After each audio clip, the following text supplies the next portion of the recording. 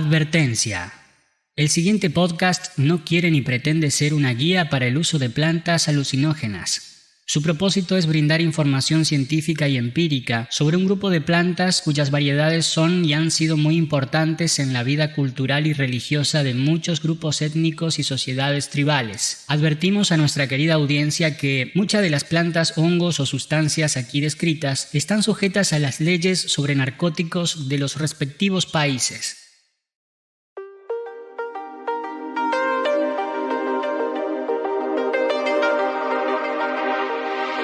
La mayor virtud de los psicodélicos, sin dudas, es la posibilidad de reprogramar la mente.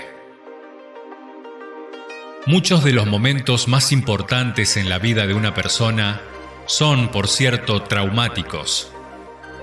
Una especie de tatuaje en la personalidad que definirá nuestros patrones conductuales y nuestra percepción frente a la realidad. Nuestro aislamiento interior frente a estas marcas difíciles de remover, fuente de muchos males, suele construir barreras que los psicodélicos funden para que uno se vea con naturalidad. Estas experiencias establecen las condiciones ideales para que un individuo pueda rediseñar estas marcas, liberar traumas, miedos y manifestaciones tóxicas del ego. Una sanación en múltiples aspectos.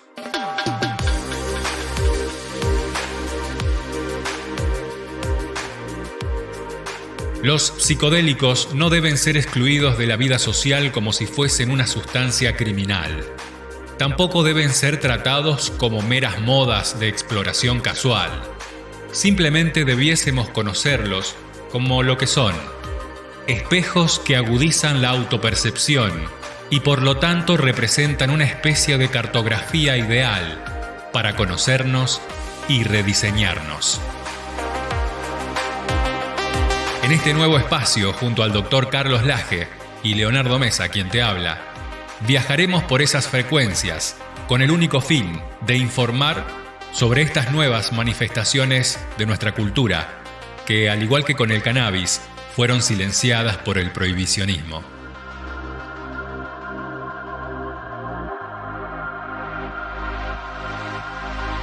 Bienvenidas y bienvenidos a Cultura Psicodélica. Bienvenidas y bienvenidos a Cultura Psicodélica. Bienvenidas y bienvenidos a Cultura Psicodélica.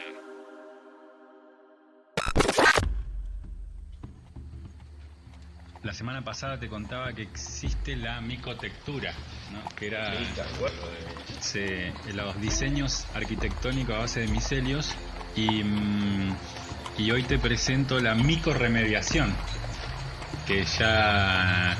¿Qué viene a ser especular? ¿Qué es?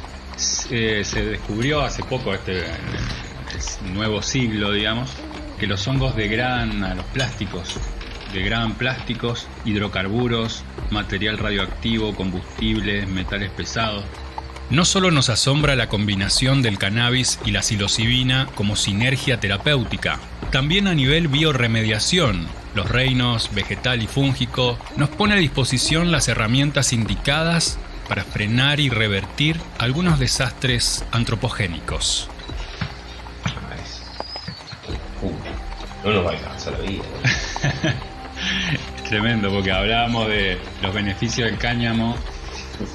Y ahora viene esto a...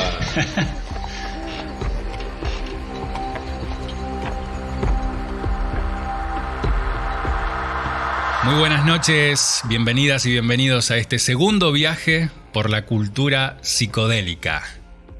Soy Leo Mesa y tengo el placer de estar acompañado por el Dr. Carlos Laje. Bienvenido, Doc. La verdad que la emoción es doble porque no solamente vamos por el segundo programa de cultura psicodélica, sino que también estamos llegando a los 70 programas de cultura cannabis y lo que eran sueños, decía Tatú, en la isla de la fantasía. Para los que tenemos más de 50, los sueños son, pero nosotros los hacemos realidad. Así que Bienvenidos a todos, a los oyentes y sobre todo bienvenidos a por lo menos las dos instituciones que hoy nos auspician, que son la Fundación Dr. Carlos Laje, que son Cangus, Etnobotánica al Servicio de la Salud, y hoy, bueno, con un programa tremendo, ¿no? Porque nos venimos sorprendiendo como buenos aprendices que somos, que los vínculos, las relaciones que tienen entre el cannabis y el cáñamo con el mundo fúngico, el mundo micológico, es mucho más importante de lo que creíamos. Así que la idea mía de hoy es que mientras vos me des el pie, voy a leer algunas cosas que tengan más que ver con la ciencia dura de los psicodélicos y a partir de ahí generemos algunos disparadores. Buenísimo, sí, me encanta que estemos juntos acá compartiendo el mismo espacio también. Creo que pasó una sola vez en Cultura Cannabis y acá podemos compartir este momento que está buenísimo. Sí, lo que bueno también está para contarle a nuestros oyentes que este segundo programa de Cultura Psicodélica nos encuentra sentados y nos encuentra acogidos en un ambiente donde tiene su historia, ¿no? Porque este fue el lugar de creación en el año 2016, en septiembre del 2016, de lo que se denominaron la Clínica del Cannabis, la primera en el país. Así que acá un poco que fue el inicio de un todo, y hoy ya 6 años de toda esa movida, y hoy ya 5 años, como contaba en mis redes, de haber sido detenido por dar cannabis medicinal. Reencontrarnos en un programa de radio en el living de lo que le llamamos la Casa Saludable es un placer, porque eso es un lugar donde yo no solamente nací, sino que es el lugar donde heredé de mis padres, así que tiene un doble sentido porque hay historia, digamos, acá, ¿no? De una, se siente esa energía. Y aparte me lo crucé ahí al presidente de la fundación, se lo ve muy bien a don Carlos, así que estos programas, no solo este programa, sino todo Cultura Cannabis, todo dedicado también a él, que fue la piedra fundamental. Me gustaría después en algún momento preguntarle, ¿no?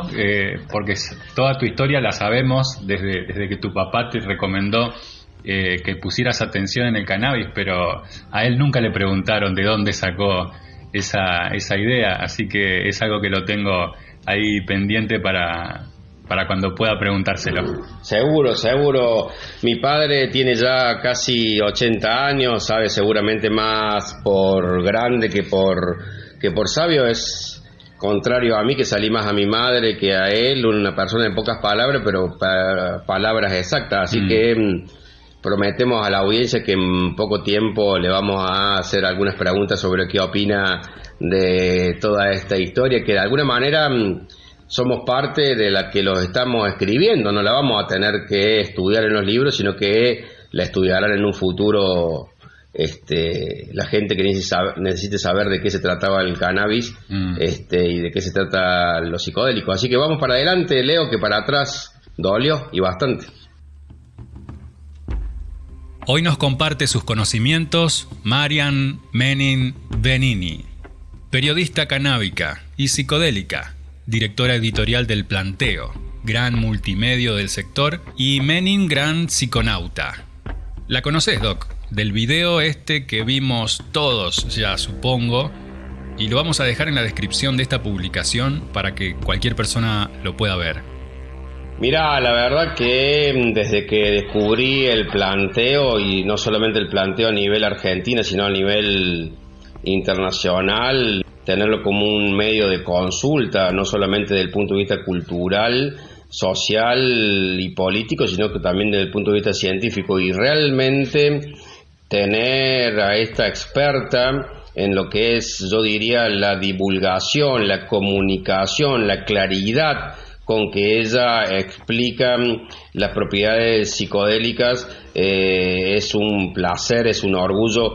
Ojalá que ante la propuesta que te dije, y lo hago al aire por si ella nos escucha, y ojalá que esté escuchando este programa, la podamos tener como columnista por lo menos una vez al mes y nos vaya contando qué pasa en el primer mundo de los psicodélicos. Así que tremenda entrevista, y agradecerle en forma personal por lo que la he estado viendo. Puedo ser seguramente su padre, así que alentarla que toda esta curiosidad que ella vuelque y muestre, y esa ductilidad y flexibilidad en su locución y elocución, no la pierda nunca. Para adelante, Pichona, que para atrás para algunos dolió y bastante.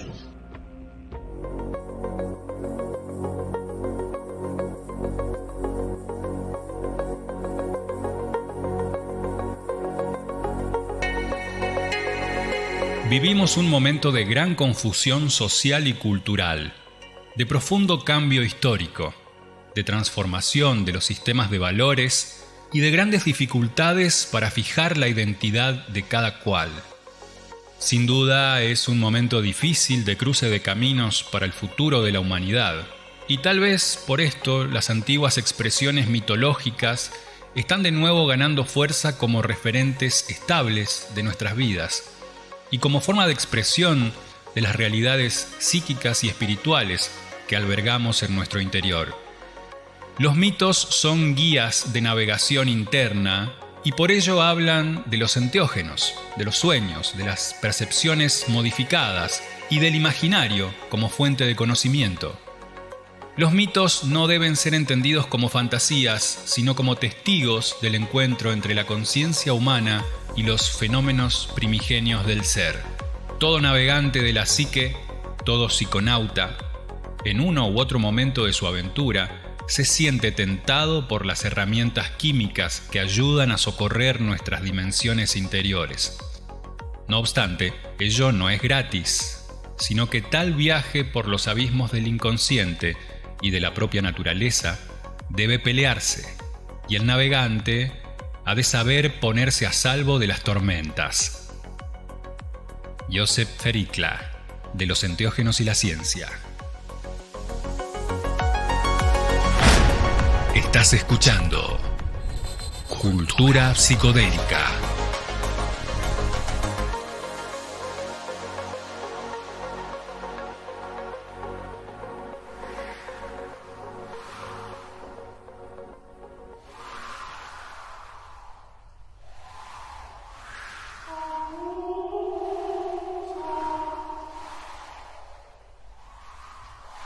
Narciso, el bellísimo adolescente mítico que de tan hermoso acaba enamorándose de sí mismo y muriendo ahogado en las aguas donde se refleja su propia faz. Este es otro aviso del peligro de los enteógenos cuando se consumen sin la disciplina necesaria.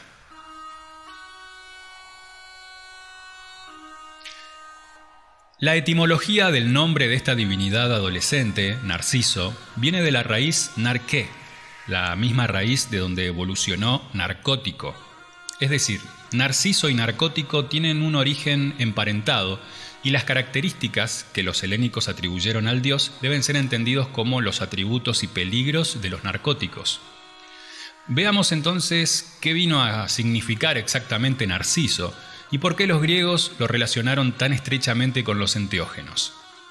Por un lado, Narciso es una hermosa y perfumada flor que los griegos plantaban en las tumbas, un claro símbolo del mundo oculto, y era también usada en las ceremonias de iniciación. De forma significativa, el perfume de esta flor sirvió a Hades, el dios del mundo subterráneo, del infierno y de los muertos, para hechizar a la diosa Perséfone, a quien convirtió en su esposa.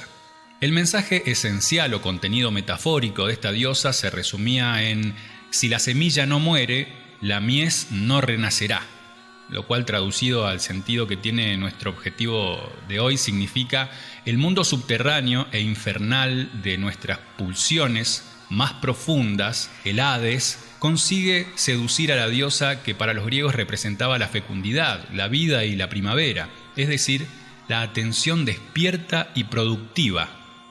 La seduce por medio de los narcóticos, lo que indica su poder de atracción, pero en ello hay un cierto peligro de engaño que solo se puede combatir con el mensaje de ella.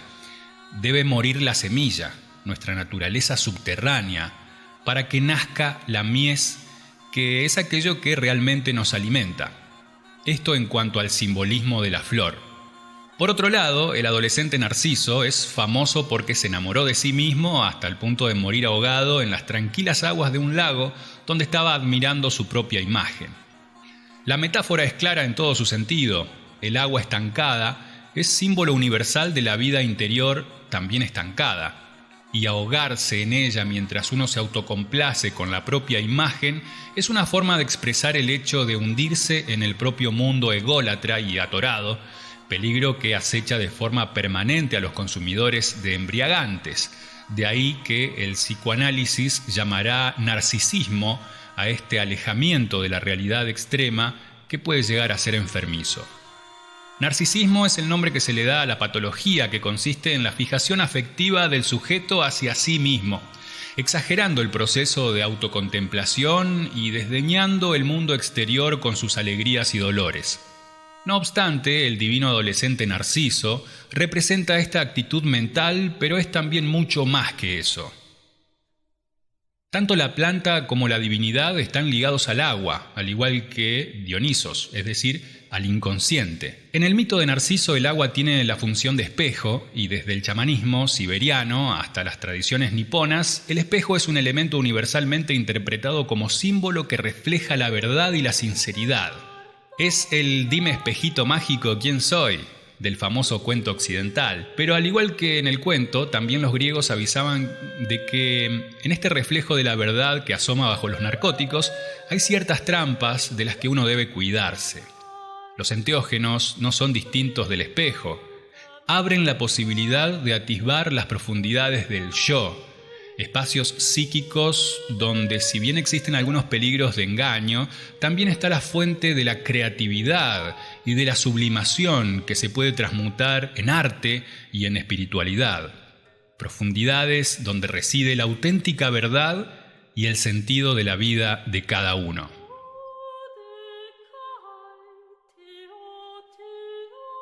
Narciso y narcótico son fuente de arte y de belleza, pero a la vez no hay que olvidar tampoco que el reflejo narcisista, el espejo, entraña siempre un cierto aspecto de ilusión, de mentira respecto del cambio. La reflexión de la realidad no cambia su naturaleza. Los hindúes dicen que la luz se refleja en el agua, pero de hecho no la penetra. Así hace Shiva. En el sentido de que la especulación sobre uno mismo no es más que un conocimiento indirecto que parte de una imagen invertida, como hace el espejo, y por tanto de una cierta falsedad difícil de descubrir. Este aviso que nos llega del antiguo mundo griego respecto de los peligros y virtudes de Narqué, Narciso narcótico, resulta claro para todas aquellas personas que conocen por propia experiencia el efecto de los enteógenos. De la misma forma que ayudan a verse a uno mismo, a autodescubrirse, a recorrer los pliegues del abismo interior y de los placeres recónditos, los narcóticos también alimentan el autoenamoramiento, y el peligro más difícil de combatir es que dan una imagen, aunque a veces atormentada, demasiado estable de uno mismo. Los enteógenos pueden ayudar a conocerse a uno mismo de forma inigualable, pero uno no debe creerse esta imagen en exceso estable. Es el lago de aguas quietas en que se mira Narciso. El agua viva está simbolizada por los ríos caudalosos y los manantiales, no por las aguas con apariencia de inmovilidad. Finalmente, y al igual que con Dionisos, el último cartel de peligro relacionado con el consumo de narcóticos lo pusieron nuestros ancestros por medio de la amante de Narciso. El dios tuvo una amante llamada Eco. Eco había sido una ninfa charlatana que enamoró a Júpiter, dios del mar y del inconsciente, y por ello fue castigada por Juno, esposa del dios del mar, a no poder hablar más allá que repetir la última palabra que le dijeran a ella. Eco, a su vez, se enamoró del bello adolescente Narciso y lo perseguía por todas partes, repitiendo vacuamente las últimas sílabas de lo que él decía. Por su parte, Narciso estaba encantado con tal admiradora que se reflejaba en su propia imagen hasta que, un buen día, Eco cayó, pidió ayuda a Narciso alargándole los brazos y éste, al verse ante la necesidad de entregarse a los requerimientos sufrientes de otro ser, huyó aterrorizado hasta llegar al lago donde se consoló con su propia imagen. Y el resto de la historia ya es conocida. Joseph Fericla, de Los enteógenos y la ciencia.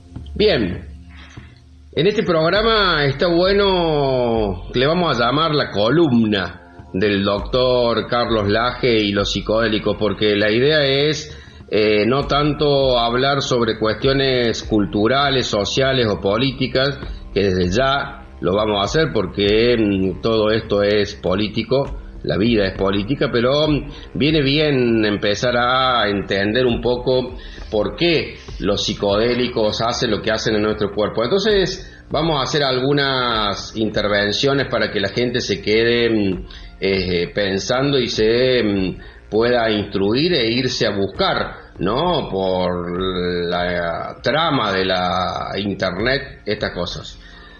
Por ejemplo, fíjense qué interesante, que se ha descubierto, se ha observado que la psilocibina incrementa la dopamina en el cuerpo, en sangre, por lo que sus efectos también se ligan a este sistema de neurotransmisión. En concreto, se ha observado una correlación entre el aumento de la actividad dopaminérgica con los fenómenos de desrealización, despersonalización y de euforia producto de la psilocibina. Muy interesante. ¿Y qué dice después los científicos? Los alucinógenos, al activar los receptores 5-HT2A, ponen en marcha una compleja reacción de cadena de liberación de una sustancia que se llama glutamato, que hace que se activen pensamientos y organizaciones cognitivas que en condiciones normales u ordinarias se encuentran de alguna manera desconectadas, acompañadas de una agudización de la autoconciencia que dota de un contenido emocional revelador a los fenómenos experimentados. Interesantísimo. Fíjate vos qué interesante esto otro. Además de esta sustancia, disminuye la actividad y conectividad de las zonas del cerebro que posibilitan una conexión central, como son las regiones del tálamo y el córtex cingulado anterior y el córtex prefrontal medial. Esta disminución de la actividad se ha observado en la baja del flujo sanguíneo y de la oxigenación de las venas de esas regiones, al mismo tiempo que decrece de forma significativa la conectividad principal entre las zonas del córtex mencionadas. Estas acciones acontecen de forma correlativa con la intensidad de los efectos subjetivos de la sustancia, lo que permitiría explicar sus efectos en la conciencia, en el estado cognitivo de la amplitud sin límites que posibilita, ya que dichas regiones se ligan en las funciones de integración del cerebro. La verdad que es apasionante, Leo, apasionante. Fíjate qué interesante esta parte, que me pareció muy interesante. Dice algo así como: los efectos físicos de la psilocibina con dosis medias altas corresponden a un aumento del diámetro pupilar denominado midriasis, lo que tiene relación con la activación del sistema nervioso simpático. La tensión arterial y la frecuencia cardíaca pueden aumentar o disminuir, lo que no aparece en todas las personas. Su aumento se relaciona con tan degradable o ansiogénica se percibe la experiencia. En ese sentido, esto no corresponde a un efecto directo de la psilocibina, sino que corresponde a una alteración secundaria del estado de la ansiedad, si bien las dosis altas en sus efectos máximos también pueden producirlo. Y por último, te voy a leer una parte que me pareció muy interesante por las cuestiones vinculadas al prohibicionismo, que es la siguiente. En el cuerpo humano, la psilocibina es inmediatamente metabolizada por el hígado y se transforma en psilocina, lo que es realmente el constituyente psicoactivo. Esta transformación implica que la primera se desfosforila, es decir, que pierde el átomo de fósforo, con lo que se crea el metabolito de la psilocina. Debido a ello se dice que la psilocibina es una prodroga que contiene dentro de ella el principio activo sin ser ella misma psicoactiva, ya que solo inducirá efecto cuando se haya transformado en psilocina dentro del organismo. Con esto termino diciendo que está bueno para un debate y una discusión científico, técnica, legal, jurídica, sociológica, antropológica, que podríamos decir de alguna manera que la psilocibina no tendría que estar prohibida porque en sí ella no es la que produce el efecto psicodélico, sino que es su metabolización en el hígado. Así que misceláneas de la columna del doctor Carlos Laje. Estás escuchando Cultura Psicodélica.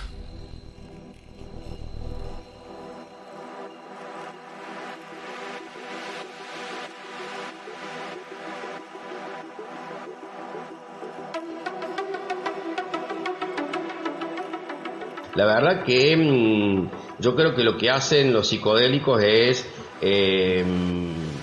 abrirnos nuevos caminos que en el estado de conciencia están cerrados y que en el estado de sueño están apagados. Así que a caminar estos nuevos caminos que creo que bueno, hemos estado bombardeados últimamente de información. Ayer leía nada más y nada menos y ponía también en mis redes que no nos tienen que creer a nosotros, sino que salen en el diario, así que si sale en el diario debe ser que es verdad. Es como el cannabis con Mirta Legrand, ¿no? Si lo dice Mirta es porque es verdad. Y ayer leí en Infobae, ¿no?, un artículo muy interesante sobre el vínculo de la psilocibina y la disminución en un estudio multicéntrico en Estados Unidos con el tema del alcoholismo, ¿no? El 83% de las personas que tomaron psilocibina disminuyeron el consumo de alcohol a los 8 meses de consumirla. Así que creo que estamos a las puertas de una gran solución para patologías muy complejas como son la depresión, la angustia, las enfermedades neurodegenerativas. Fíjate vos qué interesante, sobre todo lo que tiene que ver con la demencia senil, todo lo que tiene que ver con el Alzheimer, el Parkinson, tiene que ver con zonas que se mueren de alguna manera, y la psilocibina vendría a encontrar en esas zonas caminos alternativos y llevar la irrigación a los lugares donde hoy no llegan. Así que creo que estamos en las puertas de investigaciones que seguramente nos trascenderán en nuestro tiempo físico, pero que vienen a volver al ser humano en un momento complejo, en un momento donde parece que se nos aleja la naturaleza con todo lo que tiene que ver con el extractivismo, y está buenísimo que lo has tocado en el programa, esto de que parece también que los hongos ahora vienen a regenerar nuestra tierra. Así que está bueno entender que el saber sí ocupa lugar, y ocupa el lugar de la ignorancia, ocupa el lugar del provisionismo o ocupa el lugar de intereses creados, ¿no? Cuando se estudian los efectos del alcohol en el cerebro, los resultados se centran en la pérdida de capacidad cognitiva y la demencia. Y esto inevitablemente significa cambios en la memoria. Después de todo, un diagnóstico de demencia se basa en la pérdida de memoria. Ahora se sabe que los lóbulos frontales del cerebro son los más perjudicados por el alcohol en una etapa más precoz que las partes del cerebro asociadas con la memoria. En los lóbulos frontales se encuentra el control de nuestra personalidad, comportamiento y capacidad de pensar con flexibilidad. Pero vayamos a algunos datos de la Organización Mundial de la Salud. En todo el mundo, 3 millones de muertes cada año son el resultado del uso nocivo del alcohol, lo que representa el 5,3% de todas las muertes. El uso nocivo de alcohol es un factor causal en más de 200 enfermedades y lesiones.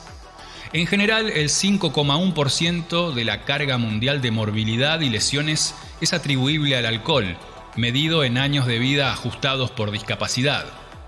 El consumo de alcohol causa muerte y discapacidad relativamente temprano en la vida.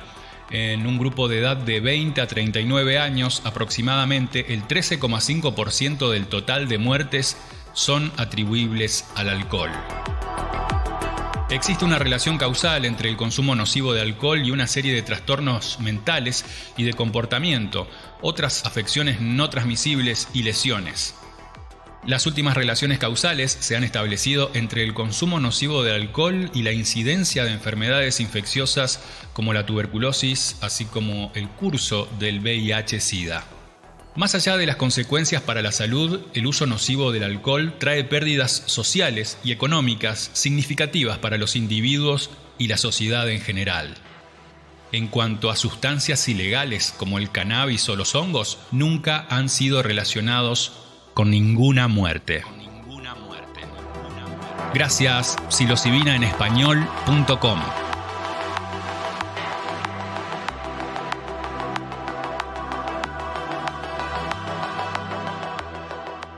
Las políticas de salud pública hacen lo que pueden en lo tocante a prevención, pero una vez la persona se ha convertido en un adicto al alcohol, hay muy pocas opciones de recuperar para la sociedad a estos individuos, salvo la abstinencia completa.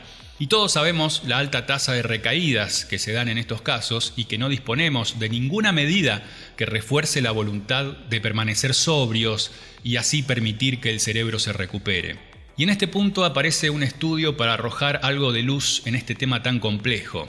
¿Y quién es el protagonista de esta historia? Un compuesto procedente de diferentes especies de hongos medicinales que responden al nombre de psilocibina. Recientemente se acaba de publicar un estudio que explica el mecanismo por el cual el alcohol daña específicamente la corteza prefrontal, afectando al control de nuestros impulsos, personalidad, raciocinio y comportamiento social. Y como es este compuesto, es capaz de reparar esa zona dañada y permitir la recuperación completa de nuestro estado cognitivo.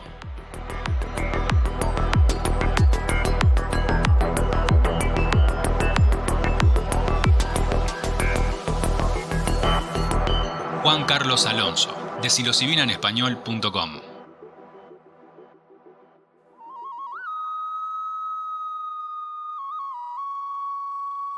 Se podría decir que periodísticamente fue el cannabis la puerta de entrada a los psicodélicos, ¿no? Y sí, ¿no? Al final, mira cómo se han dado las cosas. En este segundo episodio de Cultura Psicodélica, Marian Benini, Menin Vera, periodista del medio El Planteo, nos narra su experiencia con ayahuasca más adelante, pero en especial con microdosis de psilocibina. Y la verdad que estar trabajando en esto es absolutamente maravilloso. O sea, es un honor porque estamos justo en un momento donde podemos estar hablando de estas cosas, pero también como la prohibición sigue vigente, necesitamos hablar de esto. Como que podemos, pero necesitamos más. Y estamos en un terreno muy, muy interesante y muy fértil en todo el tema de la legislación y de generar conciencia de que se están destapando un montón de cosas, un montón de información que antes estaba vedada. Y ahora, o sea, la explosión de Internet y los medios de comunicación y la posverdad tienen un montón de consecuencias negativas, pero las positivas son estas. Más información y más claridad en cuanto a las luchas que tenemos. Así como las flores utilizan a los polinizadores, nosotros somos utilizados por la naturaleza para esto, ¿no? Para poder charlar, para poder transmitir el conocimiento, para poder abrir de una vez por todas la conciencia, a ver de qué estamos hechos al final, ¿no? Cuál es nuestro propósito acá. Creo que se descubren un montón de cosas yendo por este camino que es el de la naturaleza. Es que eso que acabas de decir es súper interesante porque realmente lo sentís cuando consumís hongos. eso de la conexión, que no hay divisiones entre uno y el universo, y como que tu mente trabaja de una manera que las conexiones parecen más fáciles. A mí me pasa ahora, estoy haciendo microdosis y pasa eso, como que haces conexiones más fácil, más rápido y más fluido también. O por lo menos eso me pasa a mí, es algo muy individual eso. Me encantaría ir por el bosque con mi canasta recolectando hongos, pero vivo en Capital Federal, se me complica un poco. Y tenés que ir con alguien que sepa, mínimo la primera vez. Porque es un poco un deporte de riesgo. No solo para vos, sino porque tenés que saber sacar los hongos de manera que no lastimes el micelio y no hieras la fauna del lugar, porque perjudicas a gente que también quiere hongos que no va a poder conseguir, y a la naturaleza del lugar, que hay que preservarla lo más posible. Estás escuchando Cultura Psicodélica. Mira, lo primero que quiero decir es que cada historia es personal. Hay gente a la que los psicodélicos les salvan la vida, hay gente a la que no le funcionan, y eso hay que tenerlo muy en cuenta, porque se está poniendo medio de moda el discurso de los psicodélicos son una panacea y van a curar todas las enfermedades y qué sé yo. No es tan así. Pero a mí personalmente me ayudaron muchísimo.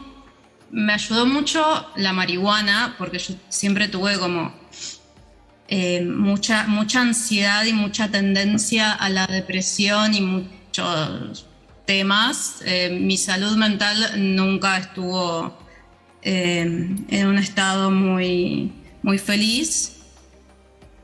Y llegué a un momento donde pude recibir a la marihuana como medicina, porque no es como que tenés problemas y fumás porro y está todo bien. Vos tenés que estar en un lugar en tu vida preparado. Tipo, yo probé marihuana a los 15 y la pasé re mal, y probé un par de años más tarde y todavía no estaba en esa, pero la empecé a consumir como terapia y me fue bárbaro, me cambió la vida. Y los psicodélicos para mí fueron como el siguiente nivel a eso. Como hacer muchísimo trabajo de introspección, de terapia. Terapia no necesariamente ir al psicólogo, terapia es cualquier cosa que uno haga para sanar. Y esto de la conexión que generan los hongos se ve mucho en la salud mental también, porque de hecho suelen mejorar la neuroplasticidad, o sea, generan conexiones en el cerebro que antes no había, pero también rompen conexiones y rompen estructuras muy dañinas. Una teoría sobre la depresión es que depende de estructuras rígidas. La depresión se genera cuando hay estructuras tan rígidas en la psique de uno que uno está atrapado en eso y no puede salir, y a veces los psicodélicos derriban esas estructuras y uno puede sanar derribando lo que tenía adentro de nocivo. Y a mí me pasó un poco eso. Y ahora que también estuve en altibajos, porque también está esto, la salud mental no es como, bueno, ahora tomo psicodélicos y me curé y está todo bien y va a estar todo bien para siempre y soy feliz. No. En todo lo que tiene que ver salud mental hay altibajos, hay etapas y hay que saber perdonárselo, y eso es una parte del laburo súper difícil, pero me estaba pasando eso, que la marihuana no me estaba haciendo suficiente, y empecé a hacer microdosis de hongos, y yo la verdad que estoy sintiendo un cambio, estoy como que te tomás las cosas de otra manera, como de más relajada, porque hay esa cosa, esa manera de pensar encorsetada, ansiosa, se diluye. Los que estamos en los medios, mucho más, ¿no? Porque uno se siente presionado también con todo lo que pasa, cada vez quiere autosuperarse, si bien esa autosuperación por ahí uno se pasa se pasa de la raya sin darse cuenta y se expone a tiempos que tal vez todavía no los tiene, lo está procesando, por ahí uno no se respeta también los tiempos y llegamos como a un lugar peligroso, ¿no? De sentirse con esa angustia, con depresión y eso, supongo, ¿no? Sí, me parece que la falta de respeto al tiempo es un síntoma muy de la sociedad que nos está tocando vivir ahora. Y no sé si en los medios de comunicación particularmente, creo que estamos como sociedad de una muy complicada, pero sí tenés razón porque ahora tenemos desafíos nuevos como comunicadores, con lo que decíamos antes de la posverdad y el uso de información, porque la información sola no vale nada, realmente. El tema es para qué usas esa información, qué historia querés contar. Y ahora nosotros estamos usando información que antes estaba prohibida para liberar un montón de posibilidades, para abrir el juego a cosas realmente interesantes y que realmente beneficiarían a la humanidad y no nos están dejando. Esa liberación también refleja un fracaso de la medicina convencional a solucionarnos los problemas de una sola manera. Cultura psicodélica. Por un lado sí, o sea, hay algo que hay que tener mucho cuidado porque hay como una tendencia, esa cosa de blanco y negro de... Ok, la medicina, los antidepresivos no siempre funcionan, así que toda la medicina tradicional está mal. No, la medicina tradicional tiene muchas, o sea, por algo tenemos una expectativa de vida mayor, vivimos un montón de comodidades, la medicina nos ha hecho mucho bien, el problema no es tanto la medicina, sino las instituciones. Y no me gusta caer en el juego de medicina tradicional, no, medicina alternativa sí, porque también hay mucha medicina alternativa francamente peligrosa, que es como es lo no oficial, entonces tiene que estar bueno. Hay que tener cuidado con esas cosas. Pero es cierto, habiendo dicho todo eso, que hay gente a la que los antidepresivos no le funcionan y esa gente necesita otra respuesta. Hay gente que le funcionan, bárbaro, sigan con eso, les deseo mucha suerte en su viaje, pero hay gente que necesita otra cosa y no podemos estar vedándoles el acceso porque hace cientos de años que tenemos políticas prohibitivas con cualquier cosa que se sale de la norma. O sea, la historia de por qué las drogas son ilegales tiene todo que ver con política y poco que ver con salud.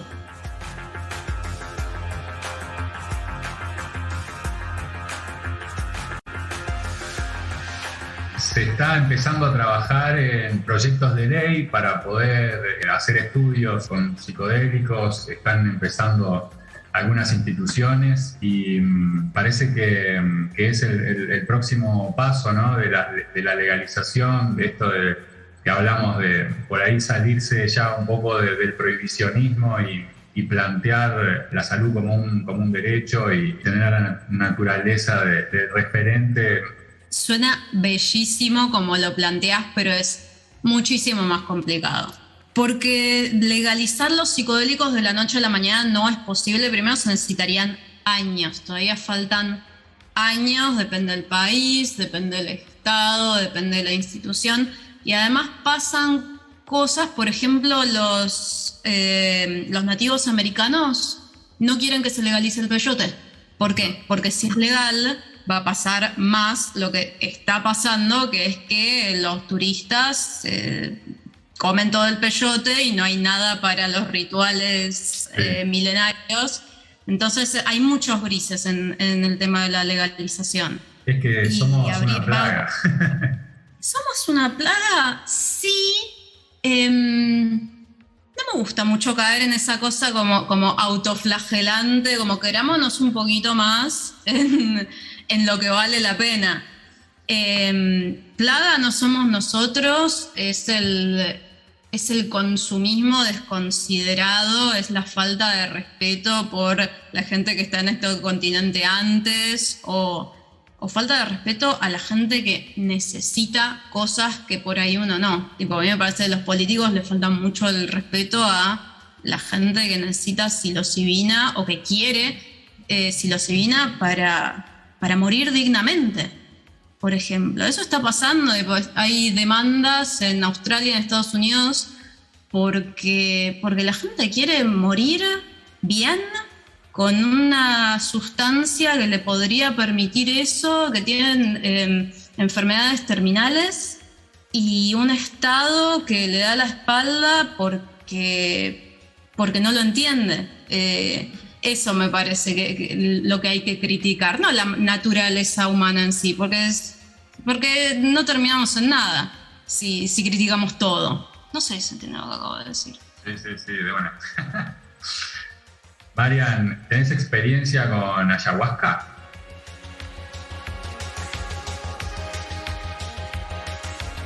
Marian Benini, Menin Vera, periodista del medio El Planteo.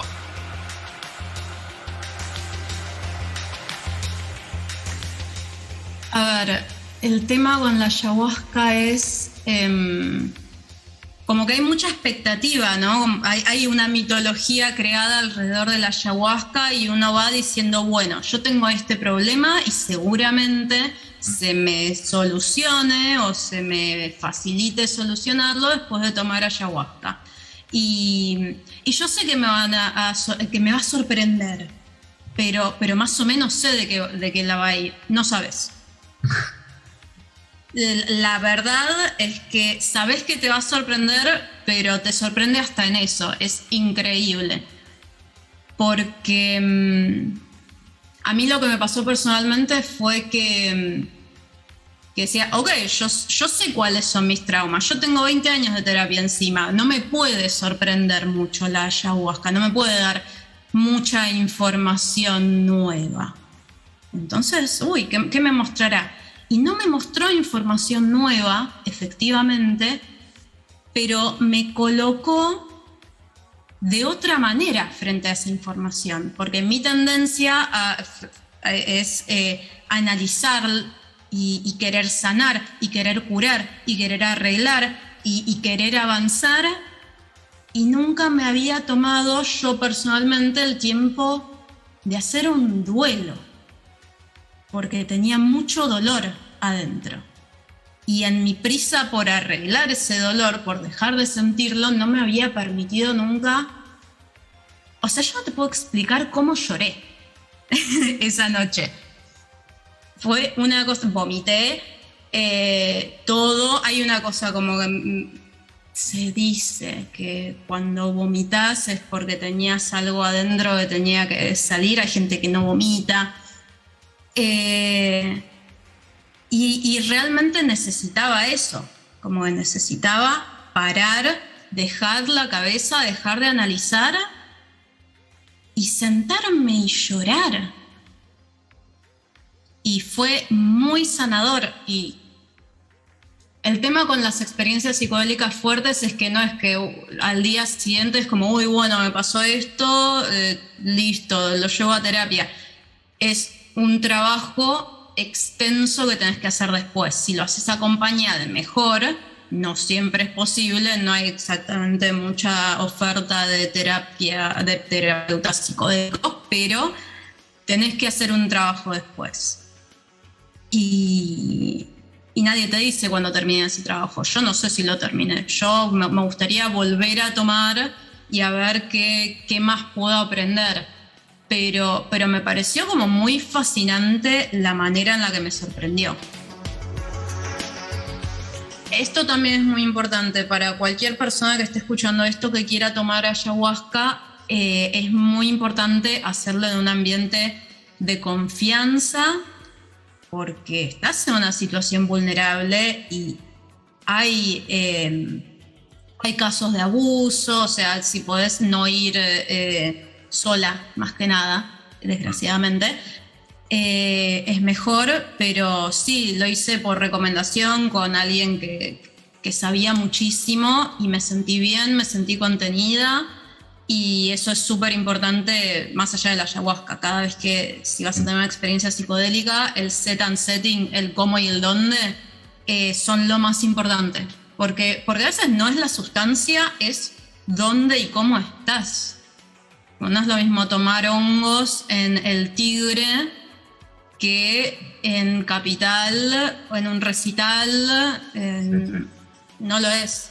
La prohibición me parece una locura porque en todas las religiones hay textos sobre plantas y hongos sagrados que te expanden la conciencia.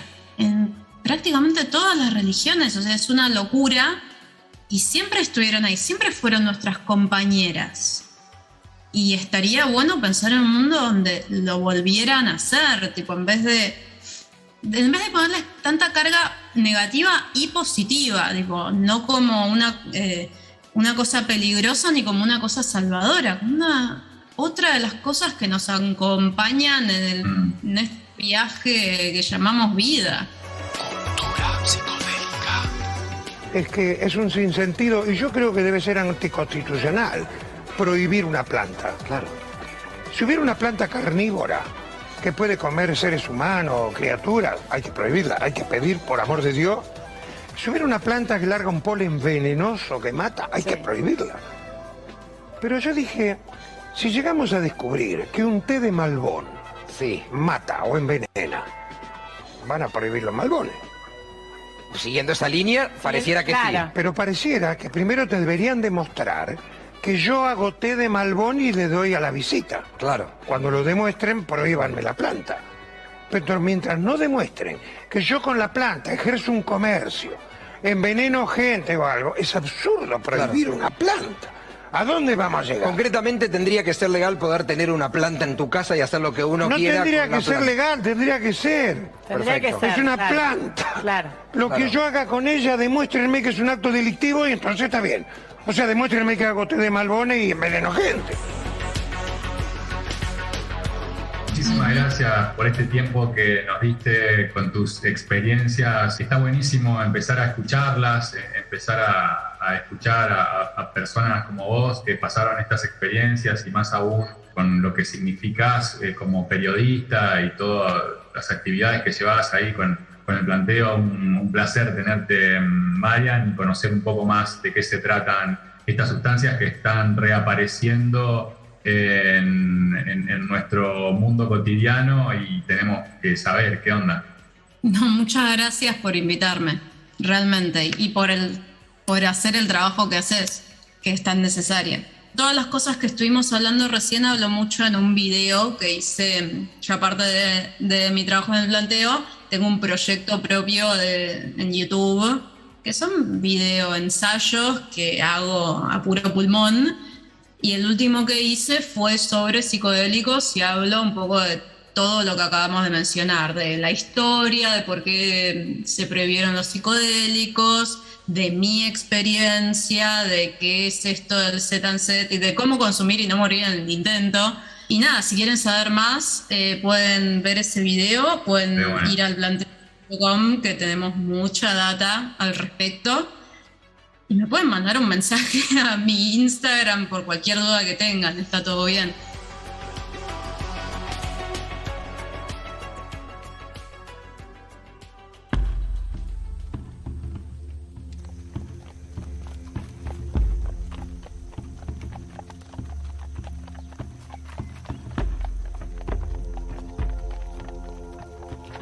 Buenísimo.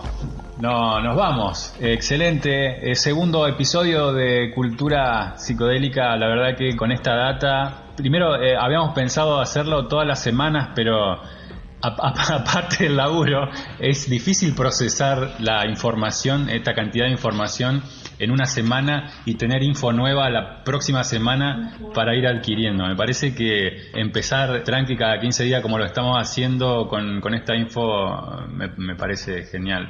Sí, la verdad, Leo, que a mí me llevó, siempre digo, tengo 50 años, 25 años de médico, son 6 años de la carrera de medicina, 3 años de la especialización, que la hice en oftalmología, 1 año de jefe de residentes, 1 año de instructor de residente, después 2 años de una maestría, 2 años de un doctorado, 2 años de un postdoctorado.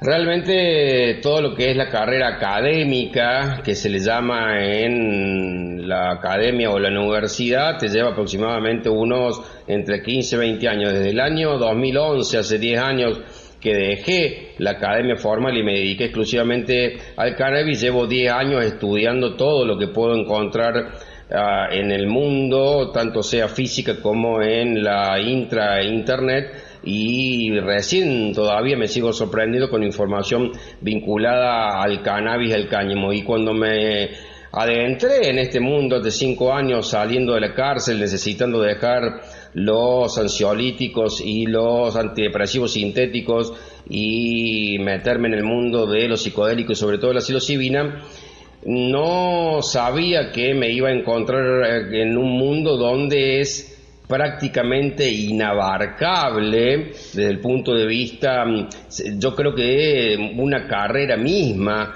llevaría el estudio de los hongos, de estos 200.000 hongos con propiedades medicinales, de los más de 2 millones de hongos taxonómicamente, biológicamente descriptos. Entonces me parece que despacio que vamos lejos, que la ansiedad no nos gane, porque justamente como existe el sistema endocannabinoide, la anandamida, se sabe que la psilocibina fundamentalmente lo que hace es activar la segregación de un neurotransmisor que es muy importante, que es la serotonina, y a partir de la serotonina en todo lo que vamos a tocar en programas futuros. Así que chau y vamos para adelante, que para atrás dolió bastante.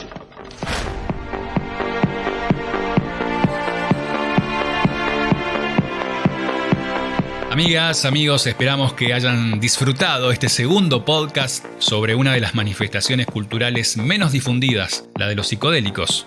Este trip recién comienza. Hasta el próximo episodio, gracias por estar ahí. Soy Leo Mesa y junto al Dr. Laje hacemos Cultura Psicodélica.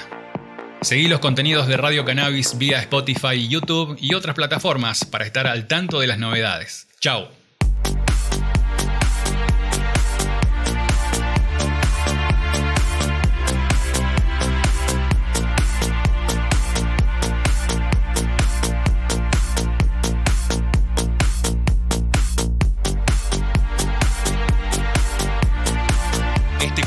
Fue presentado por Cangus, la etnobotánica al servicio de la salud, y Fundación Dr. Carlos Laje, al servicio del bienestar social.